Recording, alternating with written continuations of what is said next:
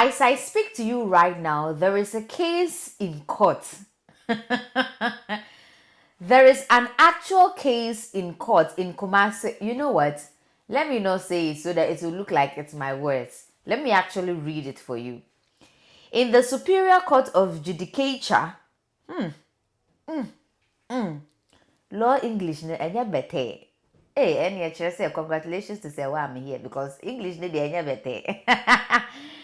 But in the Superior Court of Judicature, in the High Court of Justice, Kumasi Ashanti Region, Akosia Sewa Fosuh versus Ebusuapanyi Kofi Owusu Abakwa, Kumasi, Priscilla Ofori aka Odobroni, Accra, and Transition Funeral Homes aka Enterprise Funeral Services. Now, this is the case. So they are the defendants, and then the plaintiff is Akosia Sewa Fosuh, who is the wife of legendary highlife musician Daddy Lumba, who unfortunately passed on a couple of weeks or a month ago. Now, why, you would ask, why is Daddy Lumba's wife taking Ebusuapanyi to court, taking Odobroni to court, and even going as far as taking Transition, the funeral home, to court? Let me explain. So, motion on notice for interlocutory injunction. Hey, that may say law English, better. But moving on. Motion on notice by William Kusi, Esquire of Dominion Chambers, barrister and solicitors Adum Kumasi of Counsel for and on behalf of the plaintiff and applicant herein, praying his honorable court for an order restraining the defendant, their agents, assigned and workmen, etc., from either collecting the body of the late Charles Kwadwo Fosuh, aka Daddy Lumba, from the morgue and to perform the funeral and final rites of the deceased upon the grounds set out in the accompanying affidavit, and for such further order or courts as to the honorable court may seem fit. See, forget what I'm reading. Because I know that you don't understand. the brofo is too, it is drew. So let me explain. Long and short of the story is that the wife, the legal wife of Daddy Lumba, who is by name Akosia Sewa Fosuh, is taking these three people I mentioned earlier to court, and she's taking them to court because she is restraining them from taking Daddy Lumba's body from the morgue. She's restraining them from going ahead with any funeral rites and plans for Daddy Lumba, and she is restraining them from doing anything funeral for Daddy Lumba. Why is she doing that? Because she's saying that she is the legal wife. By way of law, by way of tradition, and by way of everything, she is the legal wife of Daddy Lumba, which means that she and she alone has the right to do those things for the husband, which is Daddy Lumba. And I feel like, yeah, now I understand, because a couple of times I've sat here to ask that, na Daddy Lumba, you know, mo yene da ben, Daddy Lumba, you know, mo yene da ben, because, I don't know, it's been forever, you know, and when it's shishi like that, and then you leave it for a very long time and it calms down, the energy and the power is not there. The kind of funeral he's supposed to have. No, I say, yeah, mavim no air cut down. Ama obi krabe can a very dark joke to say that unfortunately our 8 fallen heroes have come to surpass Daddy Lumba's, which, you know. But anyway, that's not the point. The point is that now I understand. It looks like there was a lot of tournament backstage. That is why at the end of the day it was delaying the funeral rites and everything. So let's get into the main issue. The main issue is that I just have a question to ask. I really, you know, sometimes when someone dies, we do not, I just feel like we don't have the moral right to come and sit down and now be bisecting and dissecting things when the person was alive. Whatever they have done, they've done it. They are no more there. It's your ben day. What am I saying? Hey. But the question I have for us today is, Akosia Odobroni, is Odobroni a legal wife of Daddy Lumba? Was Odobroni married by Daddy Lumba in the legal ways that we consider someone to be the wife of a man? Did they go through the custodial way, traditional way of marriage? Did they go through the legal way of marriage? What did they do to show that they are married?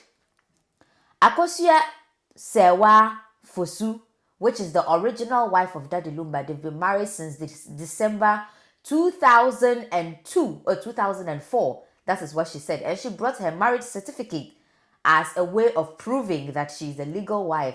And according to her, they got married in Germany according to the Germany laws and orders and rights and everything, right? And till the day that Daddy Lumba died, because they say, well, till death do us part. Until the day that Daddy Lumba died, their marriage was still there. They hadn't divorced. Nothing had happened. And they have 3 issues. When we talk about 3 issues in law terms, basically 3 issues means 3 children. They have 3 children, right? So everything shows that this woman is the legal and rightful wife of Daddy Lumba. Now, I cannot come and sit here and begin to talk about somebody's private life. That is what I'm asking. Did Daddy Lumba marry Odobroni in a rightful way that shows that yes, Odobroni is the wife? If he didn't, with emphasis on if he didn't, then I don't know why they are the ones getting the opportunity to be doing funeral rites and funeral arrangements. Which means that whatever Akosua Sewa is fighting for, she does have the right to fight for it. That is her husband. She should be in the lead and making the decisions on how she wants to bury her husband. She should be involved in the funeral rites of her husband. She shouldn't be sidelined. Obisi, in the comment section, Obisi, she shouldn't be sidelined and then they are giving the funeral rites arrangements and everything to the side chick. They are very disrespectful. Just say, respect behind you. It's just say we as young people, we do not even need to get married to the man to have rights and anything to him, right? We can just decide not to marry and be side chicks, and at the end of the day, we are still as entitled to the man as the wife is entitled to the man. But me pa die. Like, I don't know. I just feel like for you to be fighting with your husband's family, because she's even suing the Obusia opinion, right? For you to be fighting with your husband's family even after his death, just to be able to bury him according to the way you are rightfully supposed to, there is a big problem. This tells us that you were facing even bigger problems when the man was alive. Yeah, this tells us that you were facing even bigger problems when the man was alive with his family and probably with the man himself. Because if they actually did recognize you as the legal and traditional wife and gave you all the respect that you are supposed to get, this shouldn't have been a conversation in the first place. Not to talk of it even getting to law, to court, for them to now help you people decide what to do. Because they should have just known that it is your right and responsibility to take charge and lead of your husband's family. So which means that when he was alive, there was something wrong somewhere. Probably you guys were separated, if not divorced, or the marriage was just not working anymore, but you were just there. Because you can't now come and be fighting for the dead body of your husband now, even with his ebusiafo. Do you guys get my point? It means that there was something wrong somewhere even when the man was alive. And if at all the man actually married Odobroni as a second wife, she is still a second wife. And I don't know which tradition and which law that allows the second wife to take charge of the man's funeral rites and stuff, whereas the first wife is still there and legally active in the marriage. But like I said, what gives me the right to come and sit here and talk about someone's personal life, especially after the person is dead and gone? So on that note, I rest my case. At the end of the day, just like myself and majority of Ghanaians, as I believe, all we want is that, or all we know that Daddy Lumba as a legend, and he did good music, and we enjoyed the music, and we are sad that he's dead and gone. So all we want to do is to bury him peacefully, and he will go wherever he will go. So like I said, I can't come and sit here and judge. So members of the jury, please pardon me, but this case, it has passed my judgment. Anywho, moving on to my next case of the day. So I saw this trending yesterday of some two nannies arrested for dragging a client's 2-year-old twins at East Legon. Dragging.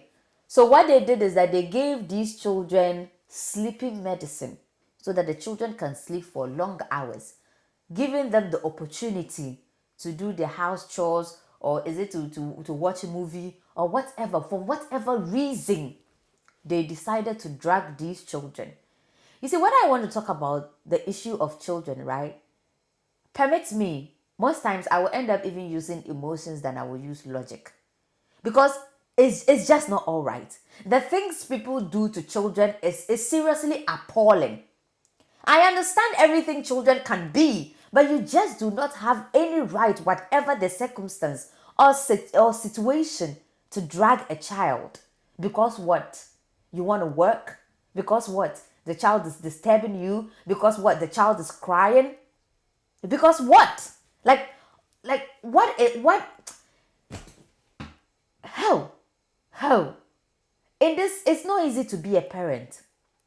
It's not easy to be a parent. You know, you can't tell parents not to have nannies. You can't tell parents not to have helps. You can't do that. We are in a time or a century where these things have become necessities because parents are working. And that is not to say that parents, they put all their minds. Some parents do, right? But that is not to say that every parent is nonchalant when they have a nanny or when they have help. No. Some parents are very much present in the lives of their children, but they still just need help.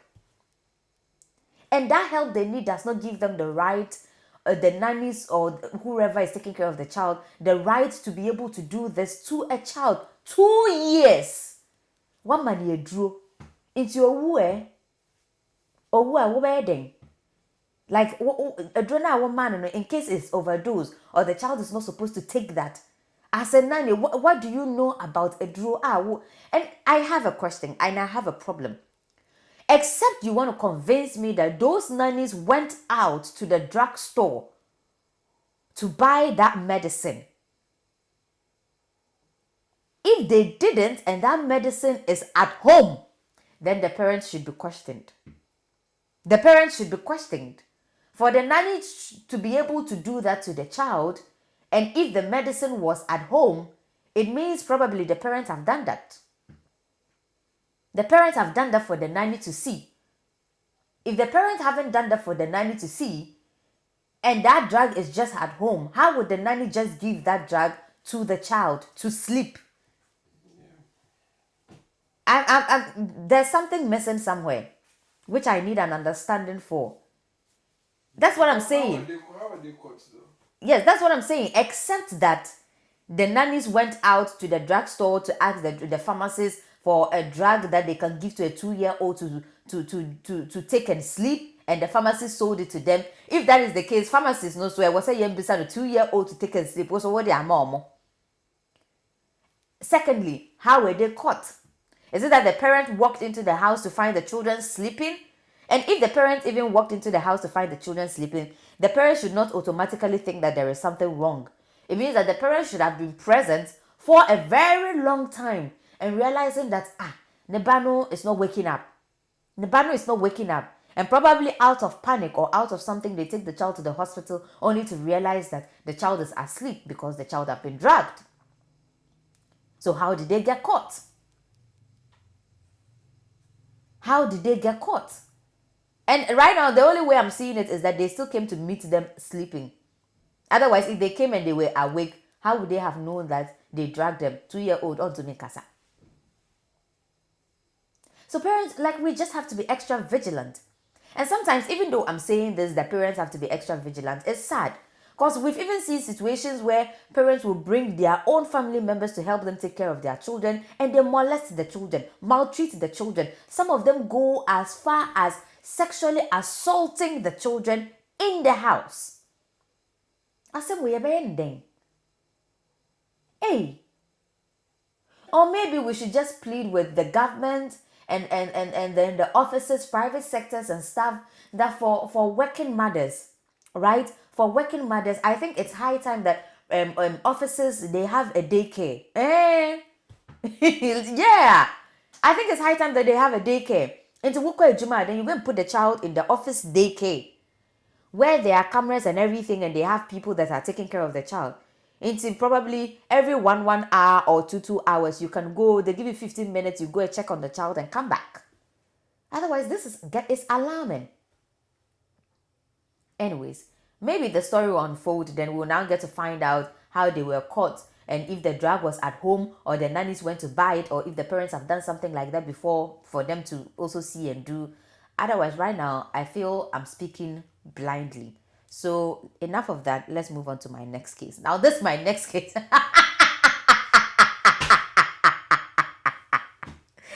is my next case. Wow. Let me try and see if I can quote the Bible. Not quote the Bible. Actually, I will paraphrase, right? There is a part of the Bible that says, love your neighbor as yourself, not more than yourself.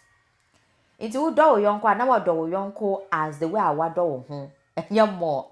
With that being said, there is a video of this young man that went to an iPhone shop with his girlfriend. You see, girls, I like girls. I like girls, and I am so happy I'm a girl. Yeah, the power that ladies we wield is interesting, because in the video you can see the girl with her long red nails rubbing the guy's head like this with her long lashes, or rubbing it to say. But when we say guy, we just say adiana or it is not in his heart, but only choice. Only choice, right? So this is what happened. The guy is having an iPhone 16, and he took his iPhone 16 to the shop, and he exchanged his iPhone 16 and added a little money for 2 iPhones. One of the iPhones he exchanged the iPhone 16 for is an iPhone 13 Pro and an iPhone X. Now he's buying the iPhone 13 Pro for the girlfriend, and he is reducing his 16 to use an X just to make his girlfriend happy. Ladies, on this seat that I am sitting down, I want to encourage you people. Yes, it's bad advice, but I'm giving it to you. Let them come for me. I want to encourage you people. If he doesn't love you to this extent, he doesn't love you. No, he doesn't love you. My girl, he doesn't love you. If he cannot change his phone to get you an upgrade of a phone while he uses a Yam or an X, he doesn't love you, my girl. So leave him.